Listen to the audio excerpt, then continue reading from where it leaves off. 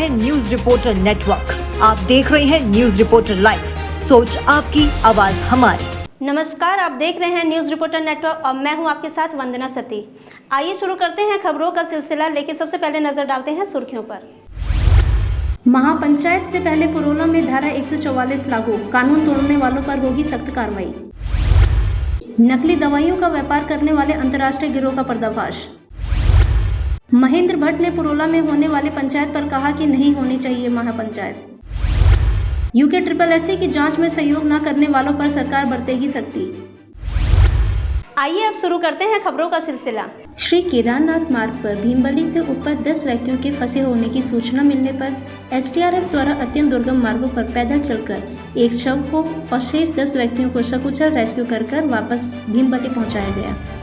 राजधानी देहरादून में उत्तराखंड पुलिस को एक बड़ी कामयाबी हाथ लगी है। आपको बता दें कि थाना सहसपुर SOG देहरादून द्वारा नकली दवाइयों का व्यापार करने वाले अंतर्राष्ट्रीय गिरोह का पर्दाफाश किया गया और एक शातिर को पुलिस ने सहसपुर से गिरफ्तार किया व 2 अन्य अभियुक्तों की तलाश अभी जारी है। वहीं SSP ने बताया कि अभियुक्त दोनों लखीमपुर खीरी के निवासी हैं। दोनों एक दूसरे को विगत 3 से 4 वर्षों से जानते थे। दोनों स्क्रैप का काम करते हैं। सेलोकोई में एल्टर फार्मास्यूटिकल नाम की एक कंपनी है जो बंद हो चुकी है। अभियुक्त उससे यह सभी दवाइयों के पाउडर स्क्रैप में लेता था और कैप्सूल के कवर की व्यवस्था दूसरे अभियुक्त के द्वारा होती थी। थाना पुलिस ने इन्होंने इसका पर्दाफाश किया है।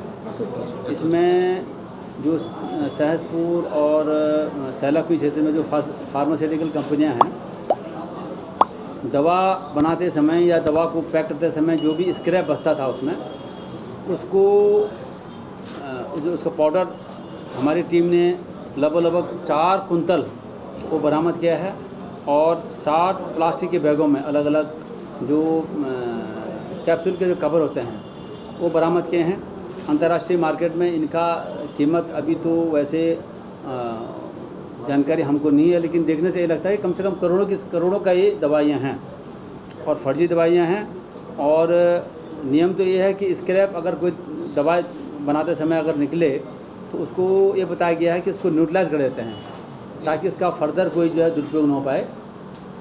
और इसको देखने से ऐसा लगता है कि ये स्क्रैप जो हैं बगैर न्यूट्रलाइज किए हुए हैं, लेकिन इसका कंफर्मेशन तभी होगा जब इसका फर्दर केमिकल एग्जामिनेशन होगा। लेकिन देखने से ये लगता है कि ये इस तरह का स्क्रैप जो न्यूट्रलाइज नहीं किया गया वो है।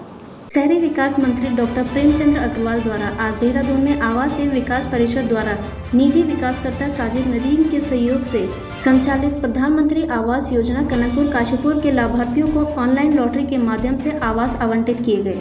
उन्होंने बताया कि आवास विभाग उत्तराखंड द्वारा भारत सरकार से स्वीकृत उपरांत किस परियोजनाओं में जिनके कुल 17,304 आवास बनाए जाने पर कार्य किया जा रहा है। मंत्री ने कहा कि महिला सशक्तिकरण को ध्यान में रखते हुए आवास आवंटन हेतु प्राथमिकता महिलाओं को दी जा रही है। हर व्यक्ति का एक सपना होता है कि उनको उनका आवास मिले और विशेषकर जो हमारे गरीब लोग हैं, ज़रूरतमंद लोग हैं, उनकी एक आवश्यकता हमेशा बनी रहती थी कि उनको एक छत मिले। और मैं निश्चित रूप से माननीय प्रधानमंत्री आदरणीय नरेंद्र मोदी जी का धन्यवाद कर रहा हूँ। उनको बहुत ही साधुवाद दे रहा हूँ उत्तराखंड की धरती से कि जिनके एक बहुत ही महत्वाकांक्षी जिनकी एक परियोजना थी प्रधानमंत्री आवास योजना, और ये शहरी क्षेत्र की है जिसमें हमें उत्तराखंड को 21 परियोजनाएं स्वीकृत हुई थी। और आपको जानकारी होगी बहुत पहले की योजनाएं हैं जो पिछले दिनों किन्हीं कारणों से प्रारंभ नहीं हुई थी, लेकिन हमारी धामी सरकार के द्वारा इस दौरान इन सब जितने भी परियोजनाओं पे काम किया गया, 21 परियोजनाएं हैं जिसमें हम लोग काम कर रहे हैं और 7 योजनाओं का तो हम लोग इसी प्रकार के कार्यक्रम करके लाभार्थियों को आवंटन की स्थिति में ला चुके हैं। स्वास्थ्य मंत्री डॉक्टर धन सिंह रावत ने आज विश्व रक्तदाता दिवस के मौके पर देहरादून में स्वास्थ्य विभाग के अंतर्गत उत्तराखंड राज्य एड्स नियंत्रण समिति एवं राज्य रक्त संचरण परिषद द्वारा आयोजित राज्य स्तरीय गोष्ठी में बतौर मुख्य अतिथि प्रतिभाग किया। खून दो, प्लाज्मा दो, जीवन साझा करो, अक्सर साझा करो थीम पर आयोजित राज्य स्तरीय गोष्ठी में डॉक्टर रावत ने बताया कि प्रदेश में स्वैच्छिक रक्तदान के प्रति लोगों का रुझान बढ़ रहा है, जो कि अच्छे संकेत है। इसके अलावा रक्तदाताओं द्वारा बड़े पैमाने पर रक्त कोष पोर्टल पर रक्तदान के लिए भी अपना पंजीकरण करवाया जा रहा है। उन्होंने बताया कि सूबे में रक्त की कोई कमी न हो, इसके लिए इस वर्ष स्वैच्छिक रक्तदान के लिए केंद्र और राज्य सरकार के विभिन्न पोर्टल पर 1.5 लाख रक्तदाताओं के पंजीकरण का लक्ष्य निर्धारित किया गया है। विश्व रक्तदाता दिवस है और 1 अक्टूबर को हम विश्व रक्तदान दिवस के रूप में मनाते हैं। और मुझे बड़ी खुशी है कि पिछले साल हमने टारगेट रखा था 1.5 लाख लोगों का रक्तदान शिविर लगाने का, जिसमें कि हमारा टारगेट ये हुआ कि 1,86,000 लोगों ने हमारे राज्य में रक्तदान किया है। ये रक्त पोर्टल जो हमारे राज्य का है और भारत सरकार का है, उसका टारगेट था 50,000 लोगों का, लेकिन उत्तराखंड राज्य में लगभग 86,000 लोगों ने उस पोर्टल में रजिस्ट्रेशन किया है। इस बार हमारा टारगेट ये है कि हम 3 लाख लोगों से पूरे राज्य में जो है रक्तदान कराने का एक टारगेट रखा है और 1.5 लाख लोगों से हमने स्वैच्छिक रक्तदान पोर्टल पे जो है रजिस्ट्रेशन कराने का टारगेट रखा है। उत्तरकाशी के पुरोला मामले में हिंदू संगठन द्वारा 15 जून को महापंचायत के ऐलान के बाद अब एक दिन पहले ही स्थानीय प्रशासन द्वारा पुरोला में धारा 144 लागू कर दी गई है, ताकि महापंचायत जैसे विवादित आयोजन पर रोक लगाई जा सके। उधर दूसरी तरफ पुलिस ने भी कमर कस ली है। 144 उल्लंघन करने वालों के खिलाफ सख्ती से निपटने की बात कही है। उत्तराखंड में अपराध एवं कानून व्यवस्था की जिम्मेदारी देख अपर पुलिस महानिदेशक डॉक्टर वी मुरुगेश ने कहा है कि विषय की संवेदनशीलता को देखते हुए स्थानीय प्रशासन के साथ पुलिस ने सामंजस्य बना लिया है। वहां शांति व कानून व्यवस्था कायम रखने के लिए कड़े बंदोबस्त भी किए गए हैं। पुलिस फोर्स को बेहद सतर्क रहकर आवश्यकता अनुसार कानूनी कार्रवाई के निर्देश दिए गए हैं। इसके बावजूद भी अगर कोई धारा 144 का उल्लंघन करता है तो उसके खिलाफ कड़ी कानूनी कार्रवाई की जाएगी।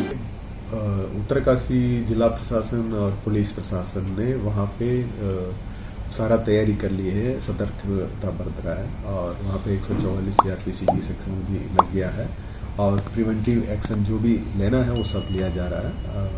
फोर्स भी तैनात है वहाँ पे। इसके बावजूद भी अगर पंचायत का इस तरह से कुछ दिखाया जाए तो जो भी 144 धारा लगने के बाद उसको उल्लंघन करेंगे या कोई भी कानून को उल्लंघन करने वाले हैं उनके खिलाफ कानूनी कार्रवाई की जाएगी सख्ती से। लेकिन सर जो बाहर से जो लोग जहाँ पे जो भी जरूरत पड़ेगा, जहाँ पे उसको रोका जाएगी। जो हमारे प्राथमिकता है उस क्षेत्र पे शांति व्यवस्था बनाए रखना, उसके लिए जो भी कदम उठाना है वो उठाने के लिए SP उत्तरकाशी को डायरेक्शंस दी गई है और उनको ये भी हिदायत दी गई है कि भाई कई सारा सुप्रीम कोर्ट और हाई कोर्ट का जजमेंट्स है, जो कानूनी अधिकार जो सिटीजन्स को है वो उसको कायम रखें, उस पर कोई बाधा होता तो कानूनी कार्रवाई। पुरोला महापंचायत मामले पर उत्तराखंड के मुख्यमंत्री पुष्कर सिंह धामी ने आज लोगों से शांति व्यवस्था बनाए रखने की अपील की। उन्होंने कहा कि कोई भी कानून अपने हाथ में न ले। अभी तक जितनी भी घटनाएं हुई हैं प्रशासन ने उस पर सही तरीके से काम किया है। अभी तक न ही कोई मारपीट और न ही कोई लूटपाट जैसी कोई घटना हुई है। अगर कोई दोषी होगा तो उसके खिलाफ कानून काम करेगा। देखिए, हमने सभी लोगों से कहा है कि शांति व्यवस्था बनाए रखें, कोई भी कानून अपने हाथ में न ले और अभी तक जितनी भी घटनाएं हुई हैं पूरा प्रशासन ने उस पर ठीक तरीके से काम किया है। कोई भी किसी के साथ अभी तक कोई न मारपीट की घटना हुई है न कोई लूटपाट हुई है, किसी प्रकार की भी कोई वो नहीं हुई है। लेकिन अभी भी लोगों से हमने कहा है कि सभी लोग शांति से काम लें। अगर कोई दोषी होगा तो उसके खिलाफ कानून काम करेगा और कानून किसी को भी हाथ में लेने की इजाजत नहीं है। इसके लिए सभी को निर्देशित कर दिया गया है। डीआईजी गढ़वाल रेंज की एस नागलिया ने उत्तरकाशी में 15 जून को होने वाली महापंचायत के लिए साफ कह दिया है कि कानून का उल्लंघन करने पर दोषियों के खिलाफ सख्त कार्रवाई होगी। इसके साथ ही उन्होंने बताया कि पुरोला में महापंचायत किसने बुलाई है और महापंचायत कहाँ होनी है इसके बारे में कोई जानकारी नहीं है। डीआईजी ने सभी से शांति व्यवस्था बनाए रखने की भी अपील की है। आपको बता दें कि पुरोला में तनाव को नियंत्रित करने के लिए प्रशासन ने 15 जून को होने वाली महापंचायत के आयोजनकर्ताओं को अनुमति नहीं दी है। विश्व हिंदू परिषद और प्रधान संगठन की ओर से अनुमति मांगी गई थी, जिसके अलावा पुरोला में धारा 144 भी लागू कर दी गई है। इसमें पुलिस स्तर से जो भी वैधानिक कार्रवाई की जानी है किया जा चुका है। जो अभियुक्त गण है उनको हर केस में पुलिस के द्वारा गिरफ्तार करके जेल भेजा गया है। और जहाँ तक महापंचायत की बात है, इससे जो है क्षेत्र में एक संवेदनशीलता बढ़ जाएगी। इसके लिए कल जिलाधिकारी उत्तरकाशी और पुलिस अधीक्षक उत्तरकाशी के द्वारा वहाँ एक सौहार्द वाला दोनों ही पक्षों के लोगों को बुला के गोष्ठी आयोजित की गई, जिसमें साहब ने सहमति व्यक्त की कि यहाँ का अमन चैन बना रहना चाहिए। किसी तरह का कोई अव्यवस्था या लॉ एंड ऑर्डर को हानि नहीं पहुंचना चाहिए, ये सब सहमत है। कृषि मंत्री गणेश जोशी द्वारा देहरादून में आज national council of state agriculture marketing board द्वारा गोवा राज्य में आयोजित नेशनल कॉन्फ्रेंस ऑफ ई नाम ऑपरेशनल डिफिकल्टीज एंड अपॉर्चुनिटीज के संबंध में एक प्रेस कॉन्फ्रेंस आयोजित की गई। गोवा में 19 जून से आयोजित होने वाले कोसाम फेस्टिवल की कृषि मंत्री गणेश जोशी अध्यक्षता करने जा रहे हैं। इस राष्ट्रीय सम्मेलन में देश के विभिन्न राज्यों से 25 से 30 प्रतिनिधि हिस्सा लेंगे और ई नाम पर विचार विमर्श करेंगे। गोवा में 19 जून से आयोजित होगा कोसाम फेस्टिवल, जिसकी अध्यक्षता करेंगे कृषि मंत्री गणेश जोशी। केंद्र सरकार की महत्वाकांक्षी योजना इलेक्ट्रॉनिक राष्ट्रीय कृषि बाजार, जो कि 2017 से संचालित है, ई नाम जिसको कहते हैं, इस योजना के अंतर्गत क्षेत्रीय कृषक अपने कृषि उपज को राज्य की ई नाम मंडी में संचालित टेस्टिंग लेन के माध्यम से और उसके बाद ग्रेड निर्धारित करके ऑनलाइन जो है, अगर देहरादून का किसान अगर अपना सामान कहीं कोच्चि में बेचना चाहता है या अन्य किसी प्रदेश में बेचना चाहता है तो इसके माध्यम से कर सकता है। इसकी एक राष्ट्रीय बैठक 19, 20, 21 को गोवा में होने जा रही है और मुझे ये कहते हुए गर्व हो रहा है कि पूरे देश के अंदर हमारा प्रदेश ऐसा है जिसकी 23 में से 16 मंडियां अभी तक इसमें जुड़ी हुई हैं। जब मोदी जी ने सत्ता संभाली थी, मात्र 250 मंडियां इससे जुड़ी हुई थी और अभी अभी मुझे जानकारी मिली है और एक हफ्ते पहले मैंने एक प्रेस दिल्ली में की थी, तब तक 1361 मंडियां जुड़ चुकी थी। आज 1524 मंडियां इससे जुड़ चुकी हैं, जिसमें 2,44,916 व्यापारी, 1,09,487 कमीशन एजेंट और 2,761 FPO। तो इसी के साथ खबरों का सिलसिला यहीं संपन्न होता है। आप बने रहिए न्यूज़ रिपोर्टर नेटवर्क के साथ। धन्यवाद।